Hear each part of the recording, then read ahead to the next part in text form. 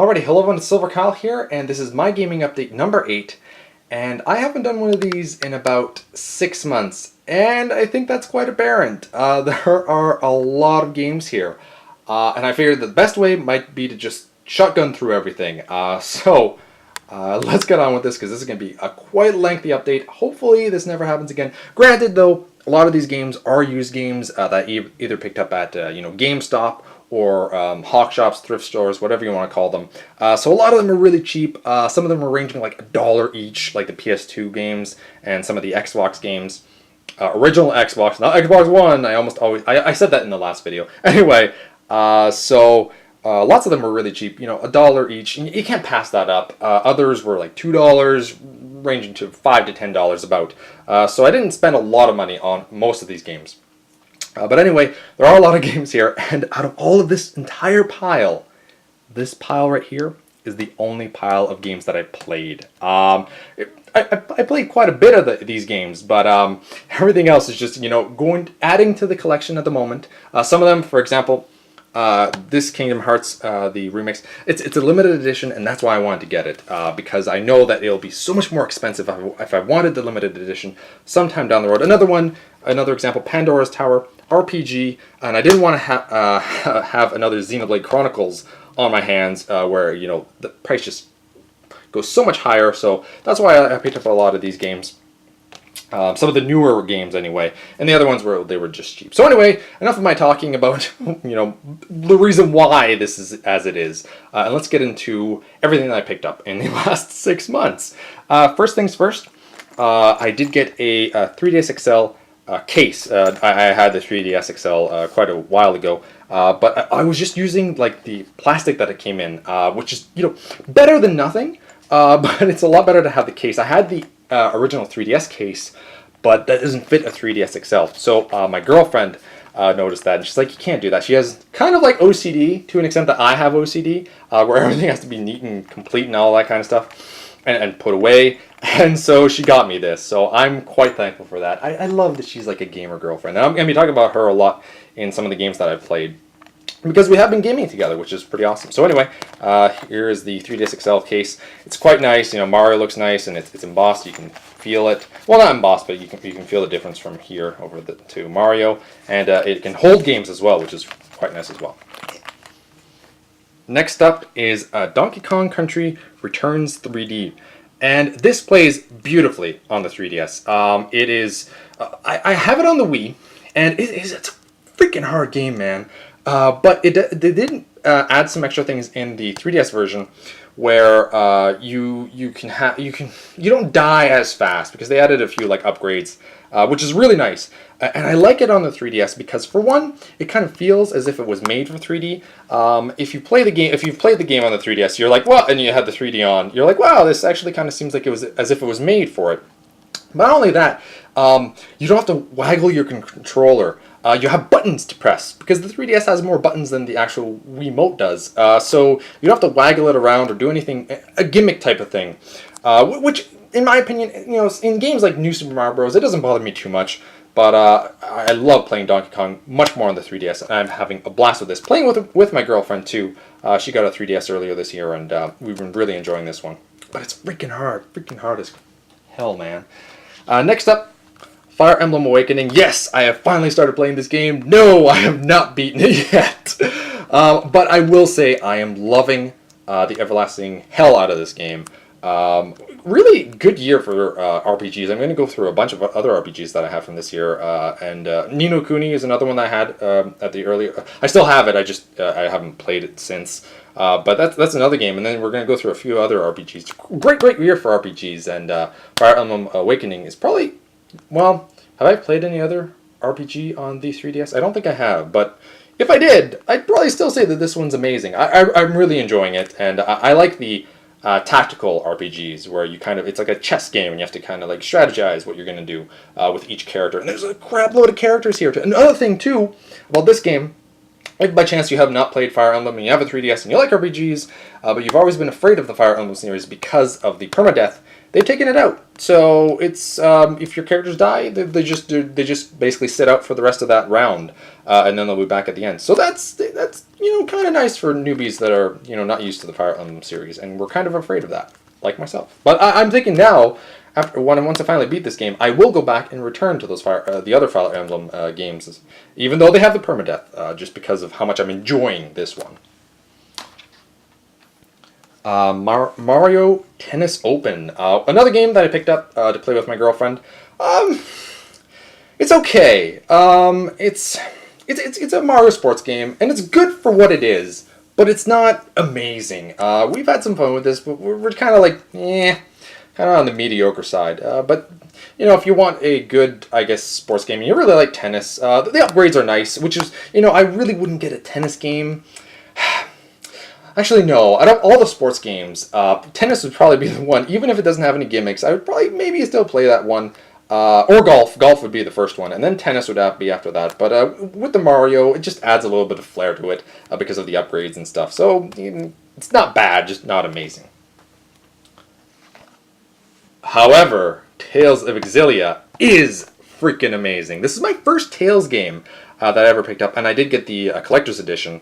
It's just out of it's above when I do my game room tour. I also did an unboxing for this, so I do have the collector's edition for this, and I love it. It's so good.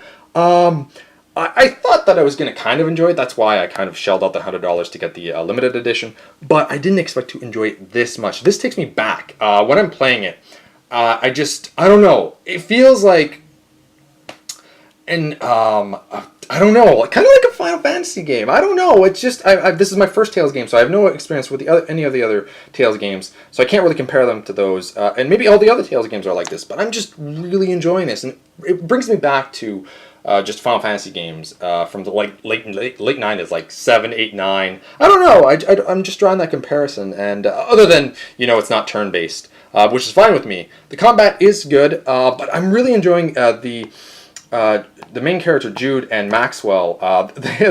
Their relationship is just hilarious because he's like a student, a medical student, and he's quite young, and she's not human. She's the guardian of spirits in this world.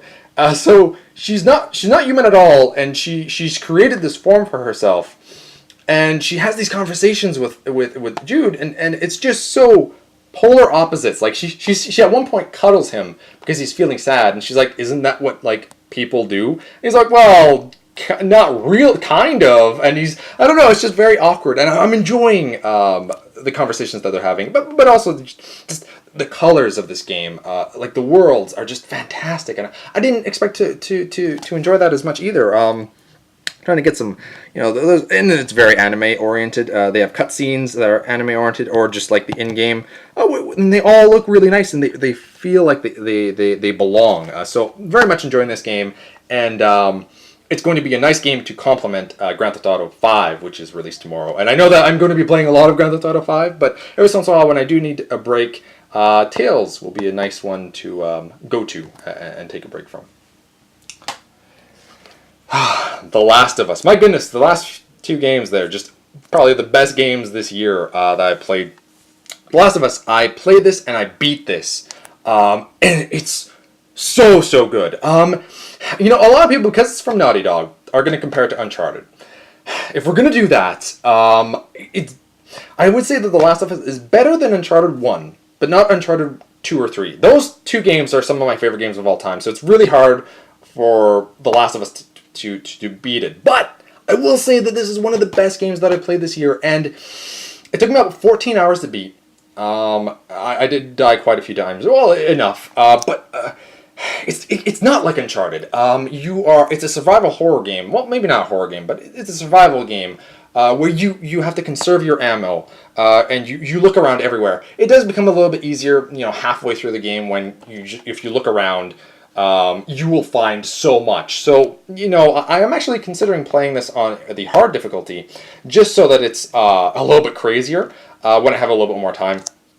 Because the whole point of the game is that, scavenge, look around and find all your parts to make upgrades for your weapons, and you don't have a lot of ammo. You can't carry a lot of ammo. And another thing that I like about this is that when you pick up stuff, you carry them on your backpack, and you slowly see yourself equipping them. I don't know, it's just little things like that that really add to a game like this.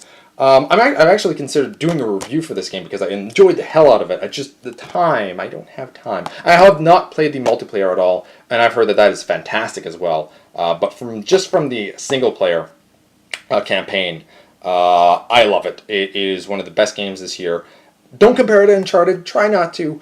You're going around and I like the fact that every once in a while you'll get more than just these two characters to play around with. And the AI is really smart. And some of my funnest aspects of the game are when you're having to run away and then kind of like stop and turn around and then kind of prepare yourself for a battle. So you make a bunch of Molotovs and grenades and all that kind of stuff, and then you decide which side you're going to be shooting at and what you're going to be doing. It's amazing game.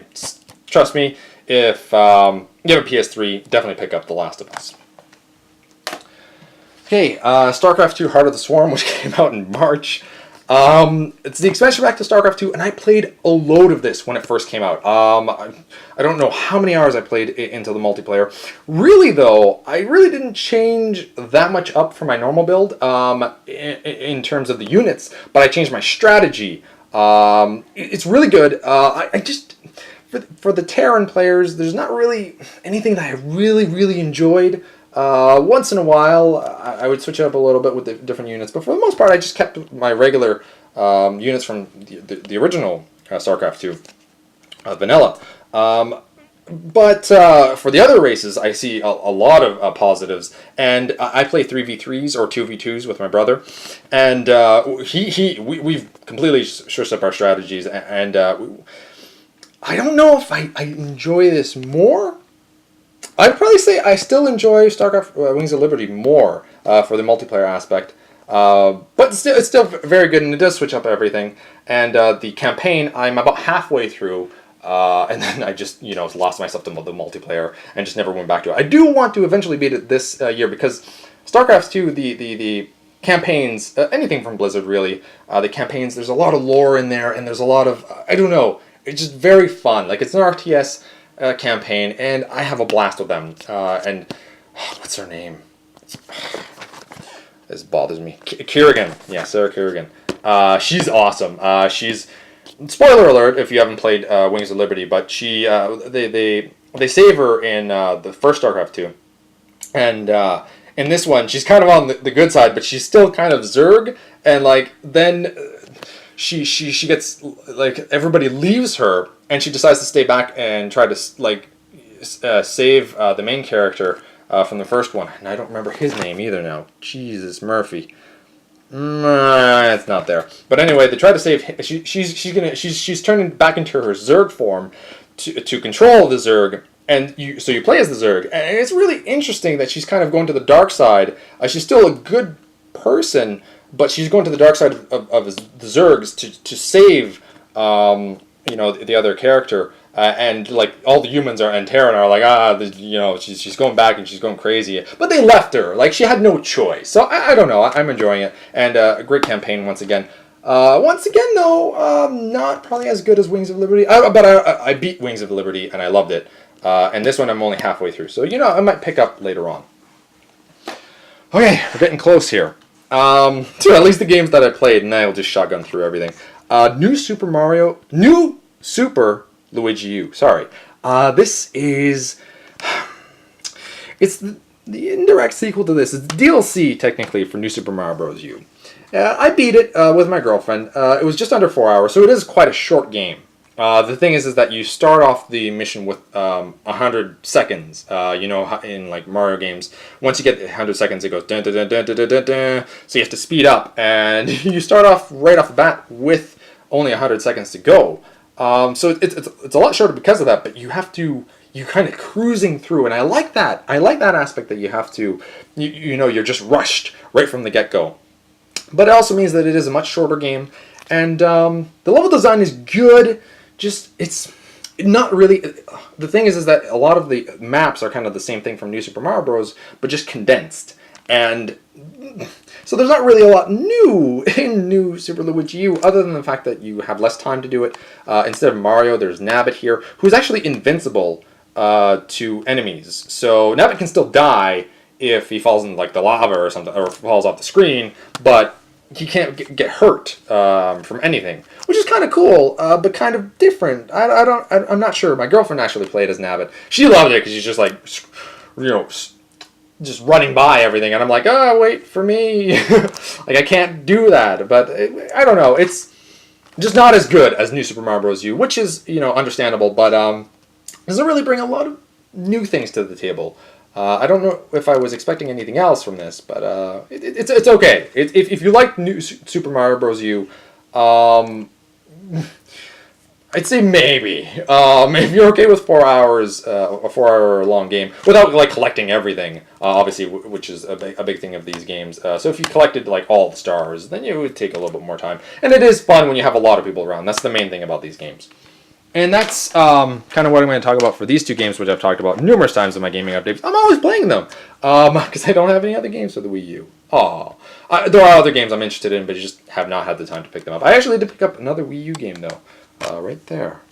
You can't see it. I'll get to it eventually. But I have been playing New Super Mario Bros. U and Nintendo Land with my family and my girlfriend, and we were just having a blast. And my mother, why I wanted to bring this out specifically is that my mother was playing Nintendo Land with us. She's having a blast with this.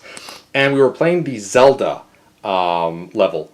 And at the beginning, you have to kill, like, pigs, right? And she's like, kill the piggies, kill the piggies! And she's, like, swinging the Wiimote like crazy. And she's just having the most fun I think I've ever seen her in her entire life. She was so excited, and she was screaming louder than us. And it was just so much fun playing Nintendo Land with my mother. And we got up to like level 9 of the game with my mother playing. And she actually killed quite a few. She's never like best. And my girlfriend at one point, my mom's like, oh, Kyle, leave some piggies for me. I'm like, Mom, it's not me who's killing all of them, it's my girlfriend. She's like, oh my goodness, you're good. And she's like, well, and then we had an actual serious discussion after we were done playing. We were upstairs. And she's like, okay, guys, give me some strategies on how to kill pigs faster, and how to kill the skeletons, and how to kill the spiders. And she's like, she's serious. She wants to know how to play this game. So I just think that that's a really good testament to Nintendo for being able to create a game that adults can enjoy as well, even if they've never played video games in their entire lives, or very rarely ever played video games. It's just really cool. So that's why I had these, because I have been playing them quite extensively over the last few months. Okay, now we're finally at the games that I picked up that I have not really played. Rhythm Heaven on the DS, Prince of Persia, some Vita games, Wipeout 2048, which I'm really excited to play, and I probably will be playing fairly soon. Another game that is probably going to be my next Vita game that I do play is Gravity Rush. I picked this up because it was like $15, brand new, still sealed as you can see. And I'm quite excited for this because this is one of the reasons why, if you ever did pick up a Vita, or if you have a Vita, this is one of the few games that's actually worth really checking out, from what I hear. Another one I picked up for $15 was Unit 13, still sealed, also for $15. And it's not the greatest FPS, but at the moment, well, as before Killzone came out, apparently this was the best shooter on the Vita, and I wanted to try it out. And I think it's done by Zipper, who does the SOCOM games, and Marvel. Ultimate Marvel vs. Capcom 3. I have the regular Marvel vs. Capcom 3 on the Xbox 360, but for like, I think it was, I don't know, another $15 game. I was like, yeah, I can play this on the Vita and then have another game there. Some 3DS games here.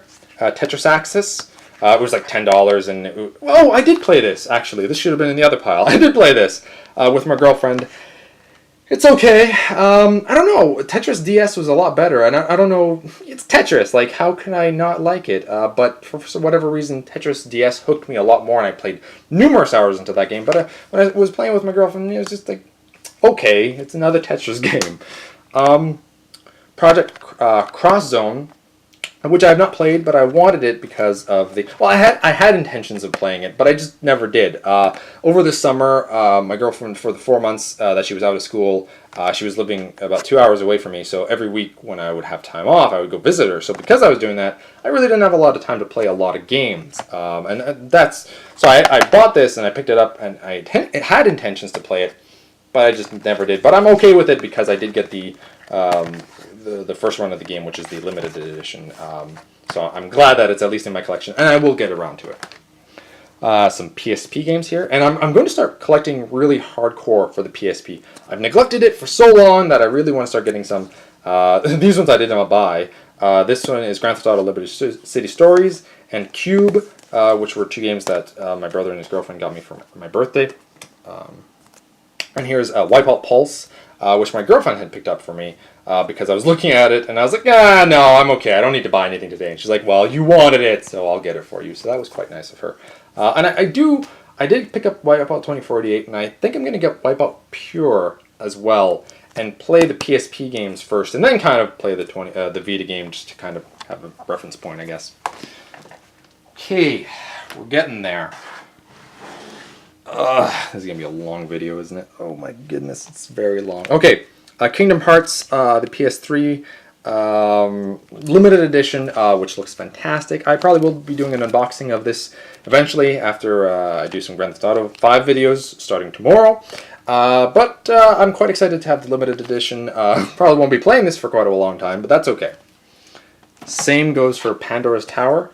I think I had intentions of playing this as well, but it never came to fruition. But I knew I wanted to pick it up right away before, so that we wouldn't have another Xenoblade Chronicles, and I'd have to pay like $100, over $100 to buy it, or GameStop would charge a used copy for this for $90. So I'm happy it's in my collection. Zombie U, which I picked up for $30 brand new quite a few months back, and I just wanted to get this because it was half off. And I'm planning on playing this in October. I was like, well, I can play this, in October, kind of for the Halloween season. So I will be playing this soon. And I'm not super excited to play this, because I heard there's like kind of lukewarm reviews, but it's another Wii U game, I got Blue Dragon for the Xbox 360 for $10. Still sealed. Same with the Witcher 2 Assassins of Kings Enhanced Edition. I think... was it $20? I don't remember, but I'm glad that it came with like the limited, the enhanced edition, which is like the limited edition or collector's edition. I'll eventually get around to that too. One game that I wish I would have played, but I haven't, because I haven't beaten BioShock 2 yet, and I know most people are like, just skip it and go to that. I can't, man. I have OCD. I can't do that. So whenever, I'm hoping soon, I get the incentive to play BioShock 2, I will play it, beat it, and then get around to playing apparently one of the best games of the year, BioShock Infinite. But at least when I picked it up, I got it from Future Shop, and it came with a steelbook. So, not playing the game, but at least I paid $60 to also have this steelbook, which is, it's very plain, but I love it. I like that. It's very nice. And I will eventually be playing this as well. Okay, Killzone 1. I paid $10, brand new, because I have a PS4 pre-ordered, and I really want to get into the Killzone series to see if the new Killzone will be worth it on the PS4. If not, I'll just stick with other games. I picked up Elder Scrolls 4: The Oblivion, the collector's edition, here for $10 online. Not in the greatest condition, as you can see. There's like, the box is kind of ruined here a little bit, but overall, still in very good condition. So I'm happy with it. And for $10, you can't really go wrong. Let's move these. Whatever. Killzone 3 once again. I paid like $10 for this. So I already had Killzone 2. I just never played any of the Killzone games. This game, Sin and Punishment, Star Successor, still sealed. I got it for $1 brand new at the GameStop. I don't know why it was so cheap, but freak, how can you say no to that? Another game that I got was Opuna, which is this really weird Japanese RPG where you play as this guy, and I don't know, I was like, okay, I'll pick it up. I'll bite. Some other Wii games, which is Red Steel and Red Steel 2. I've never played these games. I heard that the first one's kind of mediocre. It was a launch game for the Wii back in 2006, and then Red Steel 2, however, really, did a good job with the motion control, and it's one of the games where you needed the Wii Motion Plus, so that's kind of cool. Some Xbox games, Xbox original, because you can't say Jesus Murphy, you can't say Xbox One anymore. Oddworld, Munch's Odyssey, Advent Rising. I used to own this when I had an Xbox. No, I still have an Xbox, but when I still had games for the Xbox, and I really enjoyed this game. It's kind of like, I don't know, a mini Mass Effect game, maybe. I don't know. That's kind of what it reminds me of. Spawn Armageddon, once again, another game that I used to have but sold. Max Payne. Never played any of the Max Payne games, so might be playing this sooner rather than later. Spider-Man 2, one of the best Spider-Man games, one of the best superhero games until like the Batman series came along. I just loved this game, and really good graphics for its time too. I loved just getting new missions and going to the highest towers and just like swinging down. Just so much fun. Nightmare Before Christmas. Always wanted to play this game, and just look at that. That is just such a nice cover there. Beautiful, in my opinion. I really enjoy the Nightmare Before Christmas. It's probably one of my favorite movies of all time, so I had to get this. It's for like $2. I paid, it was like half off, so 50%, so it was $1. Like, how could you not? And it's like in pretty good condition, too. And Pariah. Another game that was like $1, and I was like, because it was half off, and it was in good condition. So I was like, if anything, I can just swap it out for another game if I don't really like it. For the case, because I like doing that. Okay. And last but not least, a bunch of PS2 games here. Finally, my PS2 collection and my Xbox collection are starting to look a lot better and healthier now that I've picked up a lot of these games for cheap. So I don't feel bad about not playing them right away. Shadow of the Colossus. Never played this game for $5, and actually it was like half off, so $2.50. I had to pick it up. Not in the greatest condition, but I will get some new cases for all these games and swap them out eventually. Dragon Ball Z Budokai, one of the fighting games, which it was like $1. I was like, yeah, sure, why not? SOCOM 1 and 2. Lord of the Rings, Return of the King. I'm surprised that I didn't pick up 2 Towers. I thought I did when I was there. I had 2 Towers, Return of the King, and I also had Fellowship of the Ring, which is very different from the 2 Towers and Return of the King. 2 Towers is still probably my favorite one out of the trilogy. In terms of movie and video game, but still very, very fun. I had a blast playing this. And this one, I believe, is 2 players. Yeah, it's 2 players, which was pretty cool. Onimusha 1 and 2. Harry Potter and the Philosopher's Stone. I had this on the PS1, but for 50% off, $5. I'll try it out on the PS2. I don't know if it's the exact same game, but I will check it out. The Getaway. Used to have this, kind of like a Grand Theft Auto-ish game. Ark the Lad, which is, my girlfriend really wanted this, so I was like, sure, why not? She loves RPGs, and she said she had fond memories of playing this back when it first came out, so I was like, okay, I'll buy. And now, it's currently in my collection at my house, because the PS2 is at my place, because her PS2 conked out. And I was like, okay, I will play Killzone 1. Let me play and beat Killzone 1 so I can move on to Killzone 2 and 3 on the PS3. And then I'll lend you my PS2 so you can play this. So I have to hurry up and beat that so she can play this. And some other games that she wanted to play, but she really wants to play this game. 24 the game. I rented this and beat it numerous times. Love this game. I just really love the 24 world. Okay. I don't necessarily love this game. It has its flaws, but I had a bunch of fun playing this. It's kind of like a Grand Theft Auto with the license of 24, and they did a good job. And all of the actors returned to voice all the characters, which was just really cool. Xenosaga Episode 1, and German. I can't really. Der Willis zur Macht. I don't know. RPG that I. Eventually I'll get around to that one. We'll just put that to the side. Jak 2.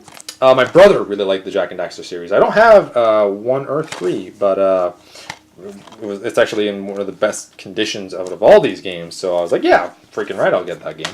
Naughty Dog once again. Prince of Persia, Warrior Within, the second Prince of Persia game. They came out for the PS2, Xbox, and GameCube, which I played, and I played the first and second one, and I really enjoyed them. Nice to have them in my collection again. And last but not least, Metal Gear Solid 2, which I rented a bunch of times and never beat. I don't know. I kept restarting my file. I don't know why I kept doing that, but I rent it, then 6 months down the line, rent it again. 6 months down the line, rent it again. I don't know. I never beat it, but I really enjoyed it. And this was the first Metal Gear game that I ever played, so quite happy to have that back in my collection. Or in my collection, because I never owned it before at all. So there you have it. That's my crazy update, and I've gone 30 minutes. I'm sorry. Hopefully you found this interesting, entertaining, and next time there won't be as many games, and next time will be a lot sooner than 6 months down the line. So thank you all for watching. You've been Bearded In. I'm gonna go lie down and relax my throat muscles now. Bearded!